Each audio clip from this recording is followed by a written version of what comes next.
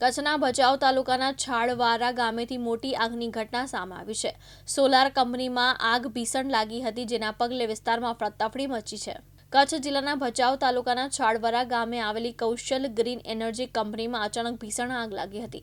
આગ એટલી વિકરાળ હતી કે દૂર દૂર સુધી ધુમાડાના ગોટાળા દેખાયા હતા, જેના કારણે સ્થાનિક લોકોમાં ભયનો માહોલ સર્જાયો હતો। આગ લાગવાની જાણ થતાં ફાયર બ્રિગેડની ટીમો ભચાઉ તેમજ આસપાસના વિસ્તારમાંથી તાત્કાલિક ઘટના સ્થળે પહોંચી ગઈ હતી અને આગ પર કાબૂ મેળવવા માટે કામગીરી શરૂ કરી હતી। આગનું સ્વરૂપ ગંભીર હોવાથી ફાયરની ટીમોને ભારે જહેમત ઉઠાવવી પડી રહી છે। આ ઘટનામાં કંપનીના સોલર પાર્ક અને અન્ય માલ સામાનને ભારે નુકસાન થવાની ભીતિ વ્યક્ત કરવામાં આવી રહી છે। ઘટના સ્થળે પોલીસ અને પ્રશાસનના અધિકારી પણ પહોંચી ગયા છે અને પરિસ્થિતિ પર નજર રાખી રહ્યા છે। આગ લાગવાનું ચોક્કસ કારણ હજુ સામે આવ્યું નથી, પરંતુ પ્રાથમિક અંદાજ મુજબ ટેકનિકલ ખામી અથવા તો શોર્ટ સર્કિટને કારણે આગ લાગી હોવાની શક્યતા વ્યક્ત કરવામાં આવી રહી છે।